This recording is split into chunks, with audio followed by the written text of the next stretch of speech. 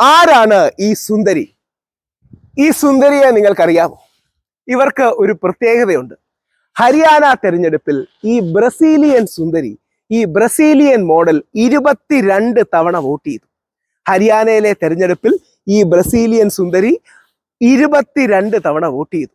ഹരിയാനയിൽ 25 ലക്ഷം വോട്ടുകൾ കൊള്ളയടിക്കപ്പെട്ടു. ഓർക്കുക, ഹരിയാനയിലെ ടോട്ടൽ വോട്ടുകൾ 2 കോടിയാണ്. 25 ലക്ഷം വോട്ടുകൾ കൊള്ളയടിക്കപ്പെട്ടു എന്ന് തെളിവ് സഹിതം ശ്രീ രാഹുൽ ഗാന്ധി ജനങ്ങൾക്ക് മുമ്പിൽ അവതരിപ്പിക്കുകയാണ്. ഏറ്റവും വേദനാജനകരമായ, വിഷമകരമായ വാർത്തയാണ് നമ്മൾ കാണുന്നത്. യഥാർത്ഥത്തിൽ ജനാധിപത്യത്തെ രക്ഷിക്കാനുള്ള ഒരു പോരാട്ടമാണ് രാഹുൽ ഗാന്ധി നടത്തുന്നത്. അതിന് രാഷ്ട്രീയത്തിന്റെ കള്ളികൾ കാണണ്ട. നിങ്ങൾ കോൺഗ്രസ്സുകാരനായിരിക്കാം, BJP ആയിരിക്കാം, CPM ആയിരിക്കാം, മുസ്ലിം ലീഗ് ആയിരിക്കാം, ആപ്പ് ആയിരിക്കാം, ഏത് പാർട്ടിയും ആകാം. പക്ഷേ നമ്മുടെ വോട്ടിന് വിലയില്ല. വ്യാജ വോട്ടുകൾ കൊണ്ടാണ് ഏത് പാർട്ടിയും ഇലക്ഷൻ ജയിക്കുന്നതെങ്കിൽ എന്തർത്ഥമാണ് അതിനുള്ളത്? അപ്പോ 25 ലക്ഷം വോട്ടുകൾ കൊള്ളയടിക്കപ്പെട്ടതിന്റെ വിശദാംശങ്ങൾ ശ്രീ രാഹുൽ ഗാന്ധി ജനങ്ങൾക്ക് മുമ്പിൽ അവതരിപ്പിക്കുകയുണ്ടായി. അതിൽ ഈ ബ്രസീലിയൻ മോഡൽ 22 തവണ വോട്ട് ചെയ്തു. മറ്റൊരു സ്ത്രീ 100 തവണ വോട്ട് ചെയ്തു, അല്ലെങ്കിൽ മറ്റൊരു സ്ത്രീയുടെ പേരിൽ 100 തവണ വോട്ട് ചെയ്തു. എന്തായാലും ഈ ബ്രസീലിയൻ മോഡൽ ഇന്ത്യയിൽ വന്ന് വോട്ട് ചെയ്യില്ലല്ലോ. അപ്പോൾ ഈ സ്ത്രീയുടെ ഫോട്ടോയും ഈ സ്ത്രീയെ ലിസ്റ്റിലേക്ക് ആര് കടത്തിവിട്ടു? ആരുടെ താല്പര്യത്തിന് കടത്തിവിട്ടു? ഈ 25 ലക്ഷം കള്ള വോട്ടുകൾ ഉണ്ടായിട്ടും 22,000 വോട്ടിന് മാത്രമാണ് കോൺഗ്രസ് ഹരിയാന തോൽക്കുന്നത്. അതായത് ഹരിയാന വരെ രാഹുൽ ഗാന്ധി ഇങ്ങനെ കത്തി നിൽക്കുകയായിരുന്നു.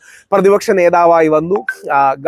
പരമശിവന്റെയും യേശുക്രിസ്തുവിന്റെയും മക്കയുടെയും ഗുരുനാനാക്കിന്റെയും ഒക്കെ ചിത്രങ്ങൾ എടുത്തുയർത്തി, പരമശിവന്റെ ചിത്രങ്ങൾ എടുത്തുയർത്തി ഗാന്ധി സിന്ദാഹെ എന്നൊക്കെ പറഞ്ഞ് ഇന്ത്യയിൽ യഥാർത്ഥത്തിൽ രാഹുൽ ഗാന്ധി നരേന്ദ്രമോദിയുടെ മുകളിലേക്ക് നിൽക്കുന്ന ഒരു അവസരത്തിലേക്കാണ് വന്നുകൊണ്ടിരുന്നത്. പലപ്പോഴും അങ്ങനെ ആയിരുന്നില്ല. മോദിജിക്കായിരുന്നു പലപ്പോഴും അഡ്വാൻറ്റേജ്.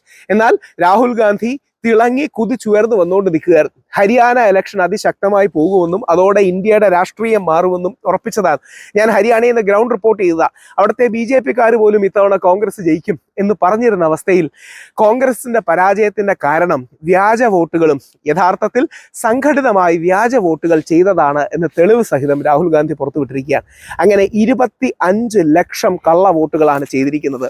അതിൽ ഒരു സ്ത്രീ 100 മണ്ഡലത്തിൽ വോട്ട് ചെയ്തു, വേറൊരു സ്ത്രീ പല മണ്ഡലങ്ങളിലും വോട്ട് ചെയ്തു, ഈ 22 വോട്ട് ചെയ്തു. അങ്ങനെ രാഹുൽ ഗാന്ധി അതിശക്തമായ തെളിവുകളാണ്.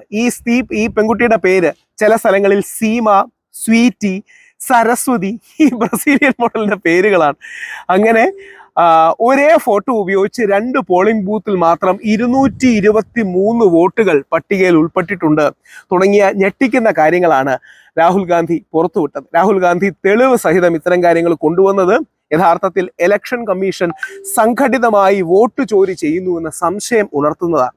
അതായത് നമ്മളുടെ വോട്ടുകൾ യഥാർത്ഥത്തിൽ ജനാധിപത്യത്തിൽ വോട്ടുകളില്ലെങ്കിൽ എന്താ അർത്ഥം? നമുക്കൊക്കെ എന്താ വില? ആർക്കെന്താ വില? ഈ ഇത് കേൾക്കുന്ന കോൺഗ്രസ്സുകാരൻ എന്താ വില? BJP-കാരൻ എന്താ വില? CPM-കാരൻ എന്താ വില? ആപ്പിനോ മുസ്ലിം ലീഗിനോ എന്താ വില?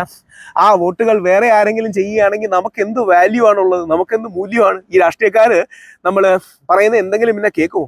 അപ്പോൾ രാഹുൽ ഗാന്ധിയുടെ അതിശക്തമായ പ്രസ് മീറ്റാണ് നടന്നിരിക്കുന്നത്. രാഹുൽ ഗാന്ധി ശക്തമായ തെളിവുകളാണ് പുറത്തുവിട്ടിരിക്കുന്നത്. ഇതിനു മുമ്പും രാഹുൽ ഗാന്ധി മഹാദേവപുരയിലെ അടക്കം ഈ തട്ടിപ്പ്, ഇലക്ഷനുമായിട്ട് ബന്ധപ്പെട്ട് നടക്കുന്ന തട്ടിപ്പ് പുറത്തു കൊണ്ടുവന്നിട്ടുണ്ടായിരുന്നു. യഥാർത്ഥത്തിൽ ഇതൊരു ബോംബാണ്. ഹരിയാന ബോംബ് എന്ന് പറയുന്നതാണ്. ഹൈഡ്രജൻ ബോംബാണ്.